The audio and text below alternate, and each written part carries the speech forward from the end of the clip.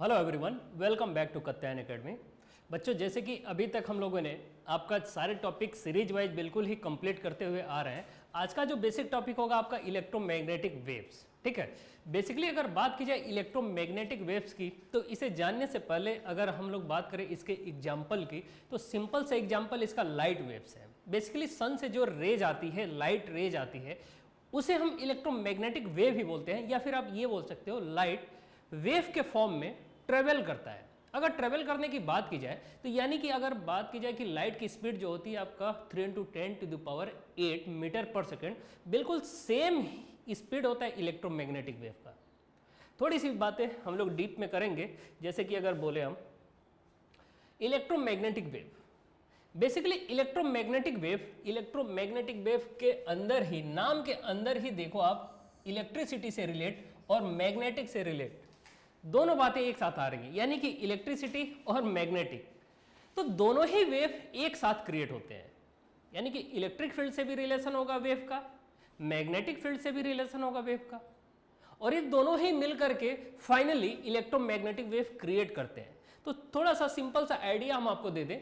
यहां पर अगर हम सिंपल सी अगर बात बोलें कि इलेक्ट्रिक फील्ड, और इधर की तरफ हम मैग्नेटिक फील्ड, और यहां हम वेव मोशन लिख रखे हैं, इसका मतलब क्या है? इसका मतलब सिंपल सा ये है कि सर अगर इलेक्ट्रिक फील्ड का वेव अगर आप क्रिएट कर रहे हो, तो वो वेव आपका इलेक्ट्रिक फील्ड के एक्सिस में होगा। ठीक है, बोल सकते हो।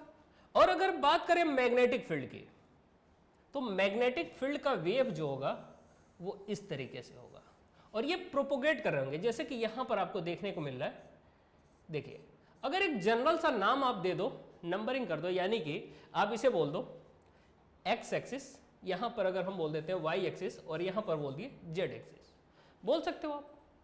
एक्स इसे बोल सकते हो, वाई इसे, जेड इसे, कुछ भी आप बोल सकते हो, कोई भी नाम आप दे सकते हो, नंबरिंग आप कर सकते हो। इसके बाद हमने ये देखा कि सर जेड एक्सिस में, ध्यान से सुनना, कभी कभी ऐसा भी आपको देखने को मिलेगा कि इस एक्सिस को एक्स बोल दिया गया हो, इस एक्सिस को वाई बोल दिया गया हो, और इधर की तरफ जेड बोल दिया गया हो। कोई प्रॉब्लम नहीं है, आप बोल सकते हो। एंटी क्लॉकवाइज में आप सारे डायरेक्शन को कंसीडर करते हो बेसिकली।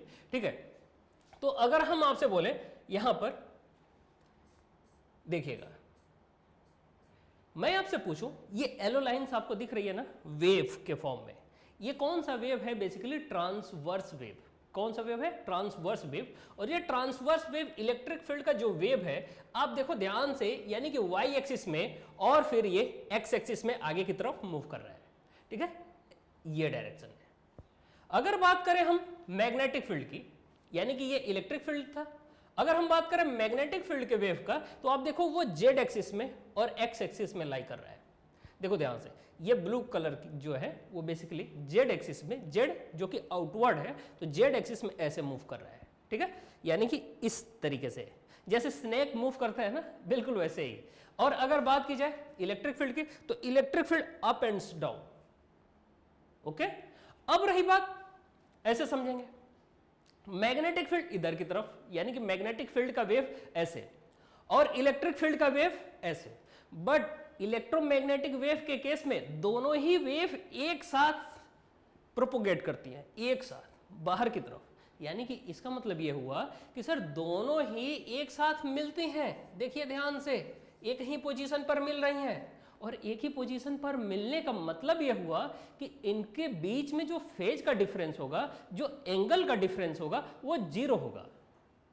ठीक है, तो हमने ये देखा कि सर इलेक्ट्रिक फील्ड इधर की तरफ और मैग्नेटिक फील्ड इधर की तरफ प्रोपेगेट हो रहा है, लेकिन ये वेव की अगर प्रोपेगेशन बात की जाए तो ये आगे की तरफ, यानी कि वेव मोशन जो होगा वो इधर की तरफ होगा, वेव का जो मोशन होगा वो आगे की तरफ होगा। राइट, तो ये केस बनता है, ये केस, ये सिंपल सा आइडिया है। बस इसमें ऐसे ही समझना है कि इलेक्ट्रोमैग्नेटिक वेव यानी कि इलेक्ट्रिक फील्ड इधर की तरफ, मैग्नेटिक फील्ड इधर की तरफ, और मैग्नेटिक फील्ड का वेव यानी कि दोनों का वेव एक साथ मिलकर के आगे की तरफ इस तरीके से प्रोपोगेट होते हैं। ठीक है, इनका सिंपल सा डायग्राम ये बनता है। Sunlight is also known as electromagnetic wave. ठीक है, चलिए थोड़ी सी बातें और करते हैं।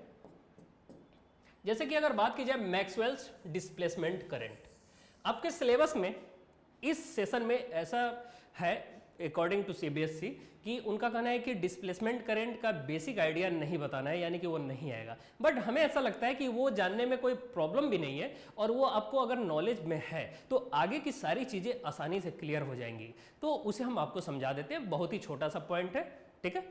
तो थोड़ी सी बातें अगर हम लोग करें, मैक्सवेल्स डिस्प्लेसमेंट करंट, ये कौन सा करंट है सर? कोई स्पेशल करंट? हमने ऑलरेडी बोर्ड बूस्टर का जो आपका प्रोग्राम है उसमें डिटेल में बता रखा है बच्चों, ठीक है। तो यहाँ पर हम आज केवल इतना बताएंगे आपको, कुछ बेसिक आइडिया देंगे और इनमें किस तरीके से क्वेश्चन पूछे जाएंगे वो सारा क्वेश्चन हम आपको दिखाएंगे। जैसे अगर बात करें Maxwell's displacement current, Maxwell is a scientist, इन्होंने ये देखा कि अगर एक सर्किट ले लिया इन्होंने, ठीक है, इस सर्किट में यहां पर एक कैपेसिटर लगा दिया इन्होंने। क्या लगा दी? कैपेसिटर। यहां पर इन्होंने क्या किया, एक या तो फिर आप अल्टरनेटिंग करंट बोल लो, या फिर अगर आप यहां पर बैटरी, कोई डीसी बैटरी लोगे, याद रखना इस बात को, अगर आप डीसी बैटरी लोगे तो आपको यह बोलना पड़ेगा कि सर ये तो डायरेक्ट करंट प्रोवाइड कराएगा ना। कौन सा करंट प्रोवाइड कराएगा? Direct current. और डायरेक्ट करंट अगर ये प्रोवाइड कराएगा in case of DC battery, तो यहां पर कैपेसिटर क्या होगा? चार्ज होगा। क्या होगा? चार्ज होगा। तो जितने टाइम चार्ज हो रहा होगा उतने टाइम की बात की जाएगी अगर बात हम करेंगे डीसी बैटरी की, ठीक है। अगर हम बात करें एसी सोर्स, यहां पर अगर है, कैसा सोर्स है बेटा? एसी सोर्स, तो हम ये बोलेंगे कि सर करंट जो यहां से फ्लो कर रहा होगा, बेसिकली कंडक्शन करंट, जो करंट फ्लो करता है उसे हम कंडक्शन करंट बोलते हैं या कन्वेंशनल करंट भी बोलते हैं। तो वो करंट बेसिकली क्या कर रहा है? वेरी कर रहा है। क्या कर रहा है? वेरी। अल्टरनेटिंग करंट है, वेरी करेगा सर, टाइम के साथ वेरी करेगा।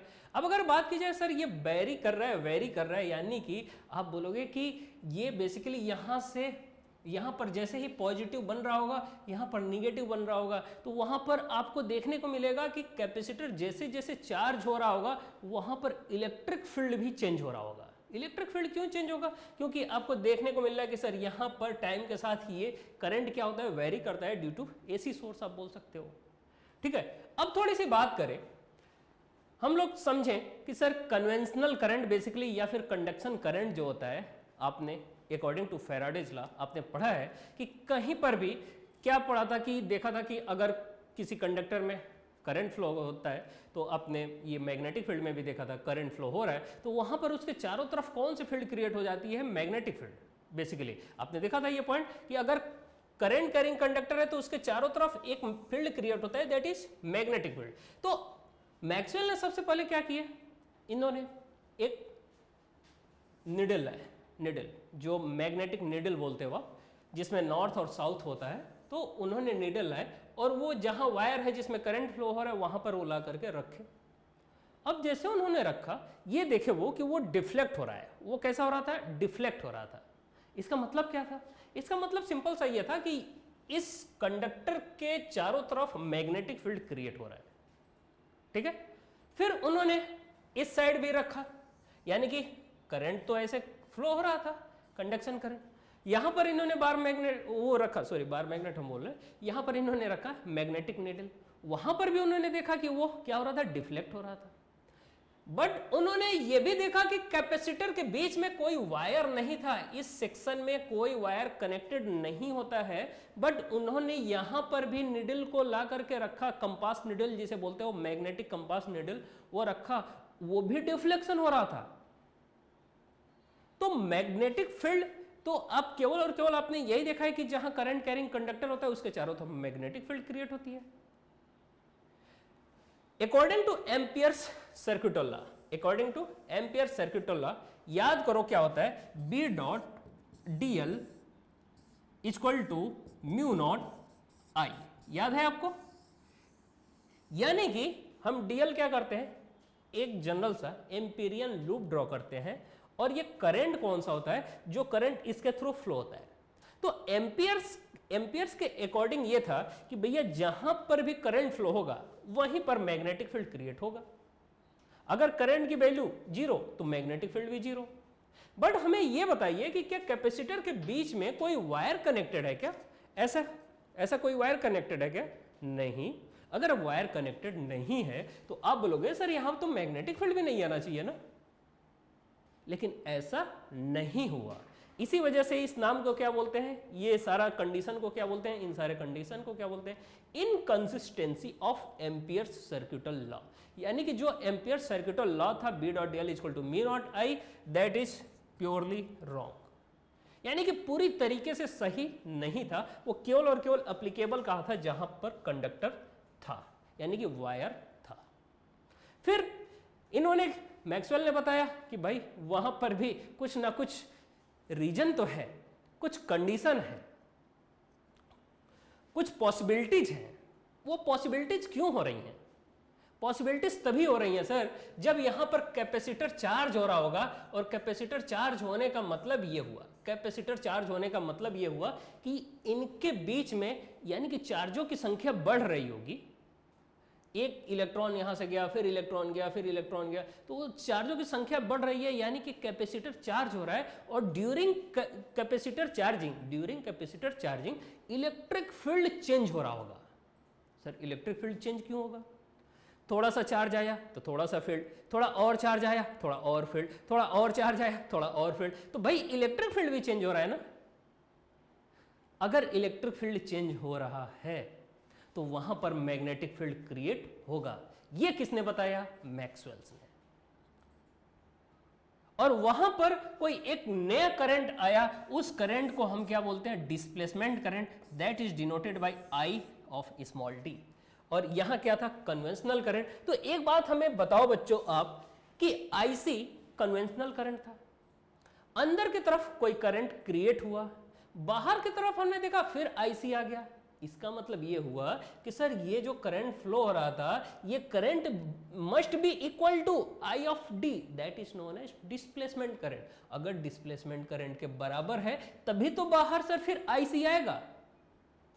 अगर कुछ कम हो गया होता तो क्या यहां पर फिर आईसी आता? मान लो इधर से आईसी जा रहा है जा रहा है जा रहा है, यहां पर जीरो हो जाता या थोड़ा कम वैल्यू हो जाती, तो क्या बाहर फिर आईसी आता? फिर तो आईसी आता ही नहीं। इसका मतलब यह है कि IC must be equal to ID, IC must be equal to I of D। कोई डाउट?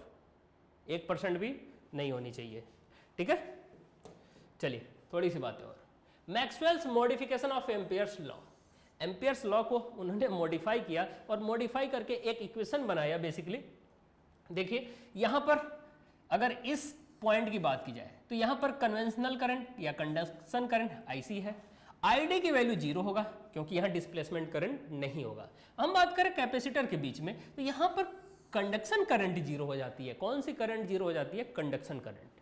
अब अगर बात करें कंडक्शन करंट सर यहां पर 0 है तो यहां पर कौन सा करंट होता है? अभी आपने बताया डिस्प्लेसमेंट करंट।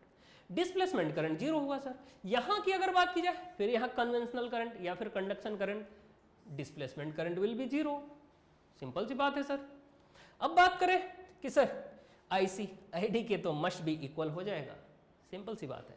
थोड़ी सी बातें और, उन्होंने कैसे एम्पियर्स लॉ का अपना इक्वेशन जो था बी डॉट डी एल को इन्होंने थोड़ा सा चेंज किया और बोला म्यू नॉट के साथ, पहले तो केवल आईसी लिखते थे सर, अब आईसी के साथ आईडी भी लिख दो। इससे फायदा क्या होगा? जहां पर आईडी 0 होगा वहां 0 कर दो, म्यू नॉट आईसी आ गया। अगर यहां आईडी जहां पर है वहां आईसी 0 हो जाएगा तो म्यू नॉट आईडी हो जाएगा। जहां आईडी 0 है वहां आईडी को 0 करो, म्यू नॉट आईसी हो जाएगा। तो ये बहुत ही करेक्ट इक्वेशन था। किसके बाद? यानी कि एम्पियर्स के इक्वेशन को और भी करेक्ट करके इन्होंने बताया मैक्सवेल ने। यानी कि मैक्सवेल निकल गए चाचा किसके? एम्पियर के। यानी कि एम्पियर से भी अच्छा इन्होंने डिस्कवरी किया, ठीक है। तो ये बातें आपको समझनी होगी। चलिए थोड़ी सी बातें और करेंगे हम लोग।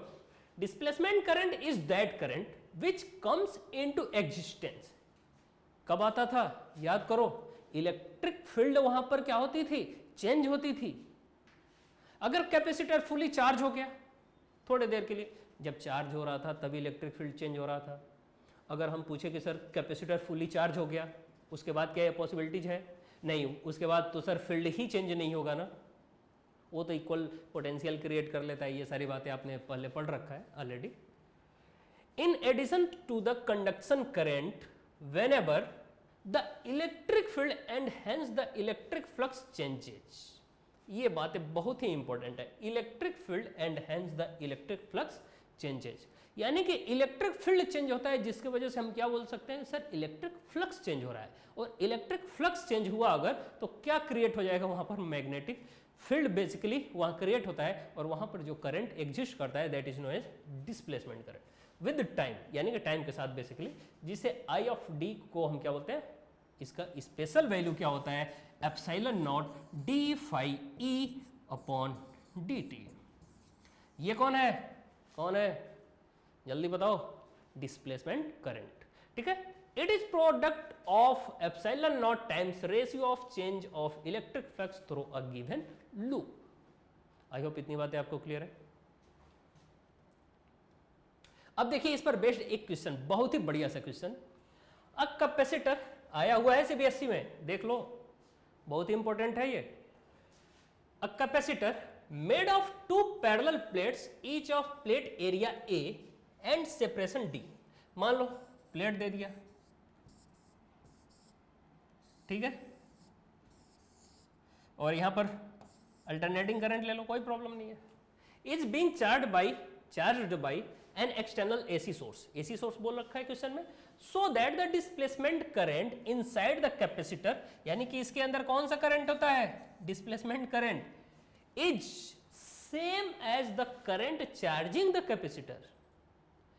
यानी कि ये बताइए, दिखाइए, शो करिए, प्रूफ करिए कि जो डिस्प्लेसमेंट करंट है कैपेसिटर के अंदर वो मस्ट बी इक्वल है आई ऑफ सी, आई ऑफ सी के, आई सी के। तो कैसे प्रूफ करेंगे हम लोग, चलिए प्रूफ करते हैं। अच्छा थोड़ी सी बातें हमें आप बताइए, यहां से क्या फ्लो होता है, बेसिकली अल्टरनेटिंग सोर्स है, और आपको पता है कि सर अगर किसी भी कंडक्टर में करंट फ्लो होता है तो वहां पर चार्ज फ्लो होता है, और अगर चार्ज फ्लो होता है यानी कि चार्ज के change, rate of change of flow को ही तो आप बोलते हो करंट, तो I of D Q by D T बोलते हैं ना, I of C equal to D Q by D T, बोलते हैं कि नहीं बोलते हैं, ये तो सिंपल सी बात है। D Q by D T equal to sir current I, और वही तो करंट है ये कन्वेंशनल करंट, या फिर कंडक्शन करंट भी आप बोलते हो। थोड़ी सी बातें करें कि सर आई डी कैसे D Q by D T के बराबर होगा, तो आपको पता है कि आई ऑफ डी की जो वैल्यू होती है epsilon naught D phi E upon D T की बराबर होता है। यही तो अभी आपने बोला था ना, rate of change of electric flux multiplied by epsilon naught is known as direct current. हमें आप ये बताइए, हमें आप ये बताइए कि फाई ई की वैल्यू कितनी होती है, फाई ई की, तो आप बोलोगे सर फाई ई की जो वैल्यू होती है ना, फाई ई की, फाई ई यानी कि इलेक्ट्रिक फ्लक्स की वैल्यू होती है वो क्यू अपॉन एप्सिलॉन नॉट के बराबर होता है, इसमें कोई डाउट नहीं। अगर यहां पर बेसिकली आप एक गॉसियन लूप ड्रॉ करोगे, गॉसियन सरफेस ड्रॉ करोगे, तो आप देखोगे इस प्लेट पर बेसिकली यहाँ पर ड्रॉ करके आप देखोगे तो यहाँ पर क्या आता है, Q upon epsilon naught flux की वैल्यू आती है। और अगर बात की जाए फ्लक्स की value Q upon epsilon naught आ गया तो सर इस फाई ई की जगह पर Q अपॉन एप्सिलॉन नॉट रख दो, आप रख सकते हैं। तो जैसे ही रखोगे आप क्या आएगा, देखिए इनको हटा दे, आप देखिए सॉल्व करिए, phi naught into D, Q upon epsilon naught रखा आपने, Q upon epsilon naught D T as it is है, इंटू एप्सिलॉन नॉट किया आपने, ठीक है। तो एप्सिलॉन नॉट से एप्सिलॉन नॉट कैंसिल आउट, बचा कौन, D Q upon D T. I hope इतनी बातें आपको क्लियर है। तो देखिए D Q upon D T बचा ना, आई डी की वैल्यू, और यही वैल्यू तो आई सी की भी थी सर। आई होप इतनी बातें आपको क्लियर होनी चाहिए। तो इस तरीके से आपसे क्वेश्चन पूछ लेगा घुमा करके, और आप घूम जाओगे वहां पर, आपको घूमना नहीं है, आपको क्वेश्चन में सीधे गोली मार दो, ऐसा क्वेश्चन आ जाए तो, ठीक है। चलो अब देखिए थोड़ी सी बातें और करते हैं। In electromagnetic induction we already studied with the change in magnetic field, electric field also changes and current are generates according to Faraday's law. Faraday क्या बता दें, उन्होंने क्या बताया था कि अगर कहीं पर किसी पॉइंट पर क्या होता है बेसिकली चेंज, क्या होता है इलेक्ट्रोमैग्नेटिक इंडक्शन में मैग्नेटिक फील्ड चेंज होता था, यानी कि आपने सुना होगा rate of change of magnetic flux, याद है इंड्यूस्ड ईएमएफ इक्वल टू क्या होता था, याद करो d∅dt। नहीं याद आ रहा है आपको, याद आना चाहिए फैराडेज लॉ के अकॉर्डिंग, ठीक है। तो आपने वहां देखा था इंड्यूस ईएमएफ जो होता था वो d∅dt क्या होता था, निगेटिव हम लोग इसलिए यूज करते थे due to Lenz law.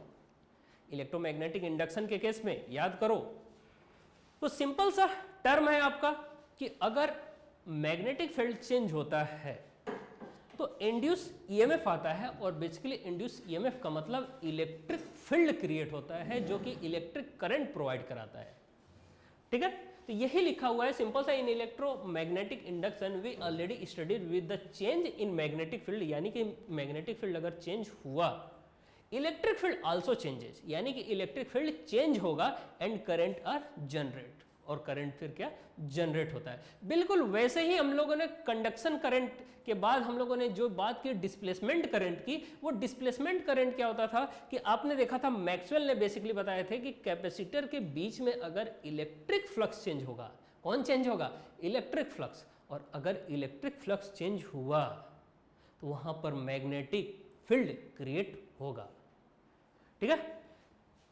Statements is the change in electric field, basically कौन चेंज हो रहा है, electric field generates magnetic field, और उसी मैग्नेटिक फील्ड को तो हम लोग देखते थे इनके बीच में, यहाँ पर कौन चेंज होता है, पॉजिटिव निगेटिव, यहाँ पर चार्ज पॉजिटिव निगेटिव, यानी कि यहाँ पर बेसिकली इलेक्ट्रिक फील्ड चेंज होता है, और उसी इलेक्ट्रिक फ्लक्स के चेंज होने के वजह से आप क्या बोलते थे, क्या बोलते थे आप, बोलते थे आप कि यहाँ पर कौन आ जाता है भाई, कौन आ जाता है, यानी कि मैग्नेटिक फील्ड। तभी तो आप यहाँ पर एक कौन रखते थे आप, किसको रखते थे, सिंपल सा एक टर्म रखते थे आप, जो निडल था आपका कंपास निडल, वो चेंज होता था, यानी कि इलेक्ट्रिक फ्लक्स के चेंज होने से, इलेक्ट्रिक फील्ड के चेंज होने से मैग्नेटिक फील्ड क्रिएट होता है और डिस्प्लेसमेंट करंट वहां पर आ जाती है उसके वजह से। तो I of D equal to epsilon naught d∅e/dt। चलिए थोड़ी सी बातें और, हाउ डज एम्पियर, बहुत ही बढ़िया सा क्वेश्चन आपके सामने रखा गया है, आंसर आपको बताना है, चलिए बताइए।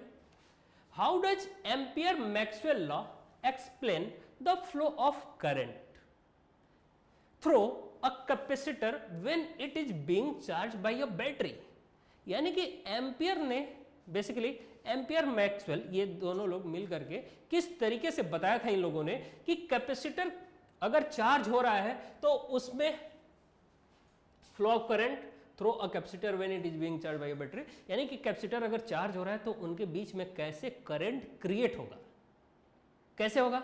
तो आप सिंपल सा बोलोगे कि sir between the capacitor when electric field it changes then must be created magnetic flux और मैग्नेटिक फील्ड, यानी कि बेसिकली आप बोलोगे कि जब कभी भी इलेक्ट्रिक फील्ड चेंज होगा या इलेक्ट्रिक फ्लक्स चेंज होगा कैपेसिटर के बीच में, तो वो किसको जनरेट करता है, मैग्नेटिक फील्ड को, और उसी की वजह से कौन क्रिएट होता है, displacement current. Write the expression for the displacement current in terms of the rate of change of electric flux. तो आप क्या लिखोगे, I of D equal to epsilon naught d∅e/dt। ये तो बात हो गई एक्सप्रेशन की, और अगर बात करें थ्योरेटिकल फॉर्म में, यानी कि डेफिनेशन जो लिखोगे ये वाले टर्म के लिए, यहाँ तक के लिए, तो यहाँ तक के लिए आपको लिखना पड़ेगा बिटवीन द कैपेसिटर व्हेन, आप लिखोगे सिंपल सा, when capacitor are being charge, यानी कि जब चार्ज हो रहा हो उस समय ही केवल और केवल इलेक्ट्रिक फील्ड चेंज होगा, ठीक है। और when being capacitor charge then magnetic field are generates due to electric field are changes, यानी कि इलेक्ट्रिक फील्ड अगर चेंज हो रहा है तो कौन क्रिएट होगा, मैग्नेटिक फील्ड। सिंपल सा डेफिनेशन लिख करके ये टर्म आपको लिखना है, बहुत ही बढ़िया। ये आपका 2 नंबर का क्वेश्चन होगा। इसके पहले जो क्वेश्चन हमने बताया था 3 नंबर का, इसी तरीके से क्वेश्चन आपसे पूछा जाएगा, आपको छोड़ करके नहीं आना है, ठीक है। चलिए अब बात थोड़ी सी और करेंगे हम लोग। New Ampere's law valid in all situation is changing magnetic field produces electric field and changing of electric field produces magnetic field, Maxwell's statement. Faraday ने क्या बताया था? फैराडे ने यह बताया था कि अगर मैग्नेटिक फील्ड चेंज होता है तो इंड्यूस ईएमएफ आता है, इंड्यूस ईएमएफ की वजह से इंड्यूस करंट आता है, या फिर आप बोलोगे कि इलेक्ट्रिक फील्ड जनरेट होता है। बट अगर बात की जाए मैक्सवेल के अकॉर्डिंग, आप बोलोगे सर इलेक्ट्रिक फील्ड अगर चेंज होता है तो मस्ट है, बिल्कुल जरूरी है कि वहां पर कौन आएगा? फिर कौन आएगा? कौन आएगा? Magnetic field. ठीक है, मैग्नेटिक फील्ड क्या होगा? Produces magnetic field. Are you getting? अब थोड़ी सी बात कर लेते हैं। B dot D L equal to mu naught I C plus mu naught, अरे इसको ऐसे लिखते थे ना हम लोग, याद करो, B dot D L equal to mu naught I C plus I D, ये लिखते थे। अब ये म्यू नॉट अंदर मल्टीप्लाई करोगे, I C plus I D, mu naught I C plus mu naught I D, तो यही तो वैल्यू है। म्यू नॉट आई सी आ गया और म्यू नॉट अंदर ले गए, आई डी की वैल्यू होती कितनी थी? Epsilon naught D phi E upon D T.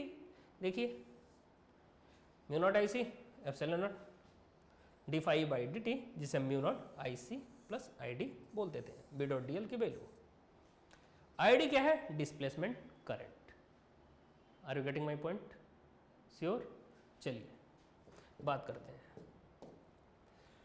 Maxwell's equation of electromagnetism. इनके अकॉर्डिंग अलग अलग इक्वेशन अलग अलग लोगों की वजह से आपसे अगर पूछ लेगा कोई भी इक्वेशन, आपको तुरंत लिखना है, छोड़ के नहीं आना है। ये ऐसा चैप्टर है जिससे आपको पूरे ही नंबर मिलने की पूरी चांस होती है, इसमें आपको छोड़ना नहीं होता है। ठीक है, जैसे अगर बात करें, याद होगा आपको गॉस थ्योरम के according E dot D A equal to Q upon epsilon naught. E क्या होता है? Electric field, D A area, पूरा मिलके flux, electric flux, Q upon epsilon naught के बराबर, Gauss law of electric field. बात करें अगर हम लोग बी डॉट डी ए की, अब देखना आप यहां पर मैग्नेटिक फील्ड रखा गया और क्लोज एरिया, बिकॉज यहां इंटीग्रेशन क्लोज किया गया ना। अब सोचो, देखिएगा, मैं बोलूं आपसे यहां पर एक करंट कैरिंग कंडक्टर है, ठीक है, और इस करंट कैरिंग कंडक्टर के चारों तरफ अगर हमने एक मैग्नेटिक फील्ड क्रिएट कर दी, क्रिएट तो होगा ही होगा। वहां पर अगर हम एम्पीरियन लूप छोड़ करके हम एक क्लोज्ड सरफेस हम बना दें, क्लोज्ड सरफेस का मतलब जैसे गॉसियन सरफेस बेसिकली क्लोज होती थी ना, तो वैसे क्लोज करना हो। एम्पीरियन लूप तो आपका एक लीनियर शेप होता है, बट यहां पर हम गॉसियन सरफेस की अगर बात करें, जैसे कि गॉस लॉ आप अप्लाई कर रहे हो ना मैग्नेटिक फील्ड के लिए, तो गॉस लॉ में आप गॉसियन सरफेस लेते हो, और गॉसियन सरफेस की बात की जाए तो वो आपका 3D होगा। अगर मान लो एक हमने क्या ले लिया, कोई भी शेप ले लिया, मान लो स्फीयर ले लिया, तो इस स्फीयर के अंदर आप देखो टोटल मैग्नेटिक फील्ड क्लोज हो जा रहा है ना। टोटल मैग्नेटिक फील्ड क्लोज होने के वजह से बाहर की तरफ कोई मैग्नेटिक फील्ड यानी कि इस पोजीशन पर क्रिएट नहीं होगा, और टोटल वैल्यू क्या हो जाती है? B dot D A equal to 0। Gauss law for magnetic field is 0। Gauss law नहीं, एम्पीरियन लूप ड्रॉ करना होता है मैग्नेटिक फील्ड के केस में। ठीक है, बात की जाए थर्ड, जो कि मैक्सवेल्स के अकॉर्डिंग था, ई डॉट डी एल। ई डॉट डी एल यानी कि इलेक्ट्रिक फील्ड का डीएल के साथ जो रिलेशन होता है वो आपको पता होगा। E dot D L basically D V के बराबर होता है, तभी तो आप बोलते हो E equal to D V by D L. D V क्या होता है? Change in electric potential. याद आया आपको? पोटेंशियल ग्रेडियंट सुना है आपने? E equal to minus D V by D L, वही तो है। ई डॉट डी एल कर दिया, E equal to minus D V upon D L, तो D V equal to into D L, तो इन टू डी एल हमने किया, E dot D L equal to D phi B upon D T. उसकी value क्या होती है? D phi of B upon D T, यानी कि time dependent magnetic field produces electric field, जिसे आप इलेक्ट्रोमैग्नेटिक इंडक्शन बोलते हो। तभी तो आप बोलते हो कि सर जो आपका फ्लक्स चेंज होता था, बेसिकली मैग्नेटिक फ्लक्स चेंज होता था, उसके वजह से इंड्यूस ईएमएफ आती थी, और उस इंड्यूस ईएमएफ की वजह से इंड्यूस करंट आता था, और उसी इंड्यूस करंट की वजह से तो हमने इलेक्ट्रिक फील्ड लिखा है। याद आया? तभी तो D V, E dot D L की जगह माइनस डीवी रखा है। अब अगर बात करें फाई ऑफ बी, यानी कि फ्लक्स अगर कांस्टेंट हो जाए तो D phi B by D T की वैल्यू 0, और D phi B by D T की वैल्यू अगर 0 हो गई, फाई बी कांस्टेंट, तो डी वी की वैल्यू क्या हो जाएगी 0। और बेसिकली जब डी वी की वैल्यू 0 होता है तो किरचॉफ वोल्टेज लॉ बोलते हैं। ठीक है, थोड़ी सी बातें और, अगर हम बात करें मॉडिफाइड एम्पियर्स लॉ की, तो मॉडिफाइड एम्पियर्स लॉ आपको पता है बी डॉट डी एल की वैल्यू जो होती है mu naught I C plus I D, simple. ये आपसे पूछ लेता है equation generally modified Ampere's law की। ठीक है, और ये किसने इसे मॉडिफाई किया था? मैक्सवेल्स ने। किसने किया था? मैक्सवेल्स ने। चलिए थोड़ी सी बातें और, Maxwell's prediction of electromagnetic waves. Maxwell's ने कुछ बातें बताई, इन्होंने किस किस तरीके से, कैसे इन्होंने बताया कि इलेक्ट्रोमैग्नेटिक वेव क्रिएट होता है, किसके वजह से, कैसे फ्लो करता है, कैसे फॉरवर्ड मूव करता है।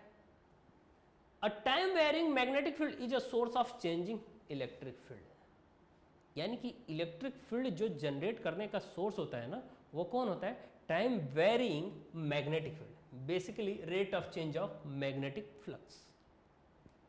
A time varying electric field is a source of changing magnetic field. अभी आपने पढ़ा E डॉट डी एल, याद है? तो वहां पर हम बेसिकली देखते हैं time varying electric field, epsilon naught D phi E by D t आप जो बोल देते थे, ठीक है, डिस्प्लेसमेंट करंट के बारे में। तो वहां पर आप देखते थे कि कैपेसिटर के बीच में हम लोग क्या क्रिएट करते थे? Magnetic field. और जो मैग्नेटिक फील्ड क्रिएट होता था वो किसके वजह से क्रिएट होता था? क्रिएट होता था वो बेसिकली इलेक्ट्रिक फील्ड के चेंज होने की वजह से। तो वही बात यहाँ पे लिखा है टाइम वेरिंग इलेक्ट्रिक फील्ड, यानी कि टाइम के साथ चेंज होना चाहिए इलेक्ट्रिक फील्ड, और अगर चेंज हो रहा है तो वहां पर मैग्नेटिक फील्ड क्रिएट होगा। थर्ड बात, an electromagnetic wave is a wave radiated by a accelerated charge, oscillating wave भी आप बोलते हो, और वो जनरेट किससे होता है? एक्सेलरेटेड चार्ज की वजह से। ठीक है, याद रखना इस बात को कि इलेक्ट्रोमैग्नेटिक वेव जो होता है ना, वो एक्सेलरेटेड चार्ज की वजह से होता है create, and which propagates through space as coupled electric and magnetic fields. और ये बेसिकली इलेक्ट्रिक और मैग्नेटिक फील्ड को एक साथ मूव कराता है। तभी तो हम लोगों ने सबसे पहले तो यही टॉपिक देखा था, इलेक्ट्रिक फील्ड मैग्नेटिक फील्ड, और दोनों एक साथ मूव कर रहे थे आगे की तरफ। नहीं देखा था अभी तो जस्ट देखा था।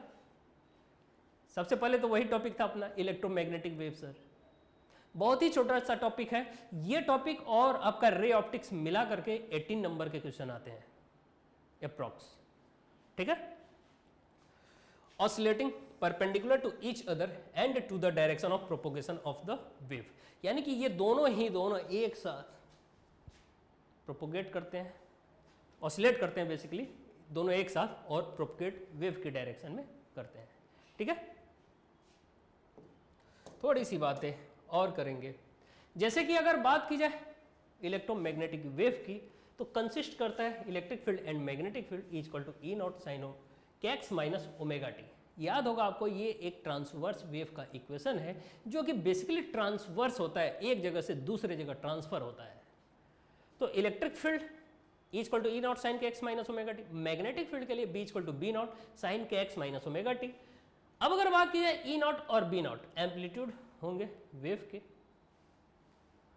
ठीक है, K X minus omega T basically angle आपको दिख रहा है, साइन के बाद तो सर एंगल होता है ना, तो ये भी बेटा एंगल ही है जिसे हम फेज बोलते हैं। क्या बोलते हैं? Phase of the wave. Wave property omega equal to 2 pi f, पता है आपको, एंगुलर फ्रीक्वेंसी बोलते हैं, lambda equal to c upon f, wavelength बोलते हैं, k equal to 2 pi lambda, angular wave number बोलते हैं, omega upon k that is c velocity of wave, जिसकी वैल्यू 3 × 10⁸ मीटर पर सेकंड होता है। थोड़ी सी बातें करें इस पर बेस्ड क्वेश्चन कैसे पूछेगा सर, तो इस पर बेस्ड क्वेश्चन इस तरीके से पूछेगा, how an electromagnetic waves produced, पूछा हुआ क्वेश्चन है 2016 में, 2016 में ये कई बार पूछा गया है। अगर हम लोग बात करें कि कैसे प्रोड्यूस होता है इलेक्ट्रोमैग्नेटिक वेव, तो इलेक्ट्रोमैग्नेटिक वेव कैसे प्रोड्यूस होगा, आप बोलोगे सर एक्सेलरेटेड चार्ज के, electromagnetic waves are produced due to accelerated charge, oscillating accelerated charge भी बोल सकते हो आप, नो प्रॉब्लम, ठीक है। What is the source of energy of these waves? तो सोर्स ऑफ एनर्जी कब ऐसा होता है? जब चार्ज एक्सेलरेट करता है तो वो इलेक्ट्रोमैग्नेटिक वेव के साथ एनर्जी भी प्रोड्यूस करता है, ठीक है, that is source. Right mathematical expression for the electric and magnetic fields of N electromagnetic wave propagating along Z axis. तो आपको अभी हमने बताया ना, ये जेड मान लो, ये आप एक्स मान लो, इसे आप वाई मान लो, यानी कि x y z, no problem. आपको देखने को मिलेगा अगर आप ये इलेक्ट्रिक फील्ड का वेव फॉर्म करते हो, इधर की तरफ आपने मैग्नेटिक फील्ड क्रिएट किया, तो आपको देखने को मिलेगा कि भैया ये कौन है? इलेक्ट्रोमैग्नेटिक वेव, ठीक है, ये इलेक्ट्रोमैग्नेटिक वेव, इधर की तरफ इलेक्ट्रिक फील्ड, इधर मैग्नेटिक और इधर वेव प्रोपोगेशन, वेव मोशन बोल लो। राइट एनी टू इंपॉर्टेंट, पहले तो इनका इक्वेशन भी लिखना है ना, राइट मैथमेटिकल एक्सप्रेशन। तो मैथमेटिकल एक्सप्रेशन कैसे लिखोगे? E equal to E naught sine K X minus omega T, simple सा टर्म है। मैग्नेटिक फील्ड के लिए B equal to B naught sine K X minus omega T, simple. दोनों के बीच में फेज डिफरेंस कितना होता है? आपसे यही पूछ लिया जाए, आपको सीधे सीधे बोलना है कि इनके बीच में फेज का डिफरेंस 0 होता है सर, बिकॉज ये दोनों एक साथ प्रोपोगेट होते हैं, एक ही जगह पर मिलते हैं। देखिए ध्यान से, नहीं आया समझ में? अब क्या होगा? ऐसी बात नहीं होनी चाहिए बच्चों। अगर हम बात करें right any two important properties of electromagnetic wave, कौन सी दो प्रॉपर्टीज हैं इनके बीच में? आप लिख सकते हो कि electromagnetic wave has speed equal to light of speed, यानी कि लाइट ऑफ स्पीड के जस्ट बराबर होता है इनका स्पीड वेव मोशन का, ठीक है। और कुछ बातें इनकी प्रॉपर्टी, हाँ, ये ट्रांसवर्स वेव होते हैं। कौन सी वेव होते हैं? Transverse wave. और थोड़ी सी बातें लिखना हो, एक्स्ट्रा आपको लिखना हो तो आप लिख देना कि electric field wave and magnetic field wave has phase difference equal to 0, right? आप लिख सकते हो आसानी से, नो प्रॉब्लम। और भी कुछ बातें लिख सकते हो कि इनकी डायरेक्शन जो होती है, किसकी डायरेक्शन? वेव मोशन की डायरेक्शन, यानी कि सी कैप बोल सकते हो, बेसिकली स्पीड ऑफ लाइट ही है ना। तो आप बोल सकते हो इनकी डायरेक्शन किसके बराबर होती है? E vector of cross of B vector, E vector cross of B vector upon E vector cross of B vector का मैग्नीट्यूड। ये केस हमने आपको ऑलरेडी बता रखा है, ठीक है, याद होगा आपको। चलिए आगे बढ़िए, देखिए यहां पर direction of electromagnetic wave E vector cross of B vector upon mod of E vector cross of B vector, speed c equal to root of 1 upon root mu naught into epsilon naught, और इसकी value आपसे dimension पूछ लेगा। कभी कभी dimension, ये तो कई बार पूछा गया है, 1 upon mu naught into epsilon not का हमें डायमेंशन बताओ। तो ये वैल्यू बेटा किसके बराबर हो जाएगी? c स्क्वायर के, बिकॉज दोनों साइड स्क्वायर करके देख लो, स्क्वायर के। और c की वैल्यू क्या होती है? मीटर पर सेकेंड यूनिट, इसका स्क्वायर करना पड़ेगा आपको। क्या डायमेंशन नहीं निकाल पाओगे आप? l अपॉन टी का whole square, l square T की पावर -2, सिंपल। c equal to E naught upon B naught, simple form में, because sine omega T K X minus omega T upon sine K X minus omega T आपस में cancel out हो जाएंगे। थोड़ी सी बात करेंगे इलेक्ट्रोमैग्नेटिक स्पेक्ट्रम की। बेटा इलेक्ट्रोमैग्नेटिक स्पेक्ट्रम बेसिकली होता क्या है? तो ये सारे वेव इसके अंदर क्रिएट होते हैं। जैसे अगर हम बात करें वेव की, हम बात करें, सॉरी, रेज की बात करते हैं हम लोग, ठीक है। किसकी बात करते हैं? रेज की। और अगर हम लोग वेव इसमें देखें तो इसमें आपको वेव मिल जाते हैं, radio wave, microwave, infrared wave, light, visual spectrum, ये सब के सब इस वेव के अंदर हमें इस स्पेक्ट्रम के अंदर बेसिकली मिलता है। ठीक है, तो इस स्पेक्ट्रम में हम लोग क्या देखते हैं, अलग अलग वेव के रेंज, जैसे गामा रेज हो गया, अल्ट्रावायलेट रेज हो गया, इनके रेंज हमें देखने को मिलता है, विजुअल रेज हो गया। ठीक है, तो ये जो रेंज है आपको अगर एग्जाम में पूछता है तो आप सीबीएसई से उसका जो डाटा है वहां से आप फॉलो करना, बिकॉज यहाँ पर कहीं कहीं अलग अलग टेबल में अलग अलग पॉइंट में थोड़ा सा आगे पीछे हो जाता है, तो आपको सीबीएसई फॉलो करोगे तो बेस्ट होगा। उसमें एक प्रॉपर वे में बना करके दिया गया है, बट हमने अपना तरीका लिखा है जो बेस्ट है। रेडियो वेव का अलग रेंज है, वेवलेंथ का, फ्रीक्वेंसी का, सोर्स क्या है, ऑसिलेटिंग इलेक्ट्रॉनिक सर्किट, यूज क्या है, ये सारी पॉइंट पूरा ही टेबल हमने आपको बना करके दिया है। इस टेबल को आप फॉलो करना, और आपको और भी अच्छा नॉलेज लेना हो सीबीएसई में, सीबीएसई की वो बुक जो एनसीईआरटी बेसिकली दे रखा है उसमें भी सारे पॉइंट दे रखा है। ठीक है, तो ये आपका इलेक्ट्रोमैग्नेटिक वेव है जो basically ultraviolet rays, X rays, gamma rays, इन सब को कंसिडर किया हुआ होता है। इन सब का अलग अलग रेंज होता है, रेंज आपको लर्न करना है, रेंज पूछ लिया जाता है। ठीक है, कहाँ से कहाँ तक मीटर में, वो सारी बातें आपको लिखनी होगी। सोर्स पूछ लेगा, सोर्स भी आपको लिखना होगा, यूज क्या है, वो सारी बातें आपको लिखनी पड़ेंगी। ठीक है, तो आई होप इतनी बातें आपको क्लियर है। तो बच्चों आज का ये बहुत ही छोटा सा टॉपिक था, बहुत ही छोटा। इसके बाद आपका आएगा ऑप्टिक्स, और ऑप्टिक्स में हम लोग और भी मजा आएगा, वहाँ पर सारे पॉइंट हम लोग कंसिडर करेंगे। ठीक है, तो आज का टॉपिक बहुत ही स्मॉलेस्ट था। हमें ऐसा लगता है कि ये पूरे ही चैप्टर, जितने भी चैप्टर्स हैं आपके, उन सब में सबसे स्मॉलेस्ट है ये। बट इसके क्वेश्चन आपको 100% करके आने होंगे, बिकॉज इसके क्वेश्चन बहुत ही आसान होते हैं। इससे आसान कोई चैप्टर नहीं है, बट अच्छे अच्छे टीचर ये बताते भी नहीं है, कई लोग पढ़ाते भी नहीं है। ऐसा नहीं करना आपको। ठीक है, सारे क्वेश्चन आपको फॉलो करना है। वो हमारा वीडियो जो इसके पहले आपने देखा है बोर्ड बूस्टर में, उसे पूरा ही फॉलो करना है, आराम से उसे पढ़ना। उसके बाद ये रिवीजन का वीडियो आप देखना, आपको सारे कॉन्सेप्ट क्लियर मिलेंगे, कोई भी क्वेश्चन आपका नहीं फंसेगा। आई होप आपको होली की शुभकामनाएं, all the best, thank you.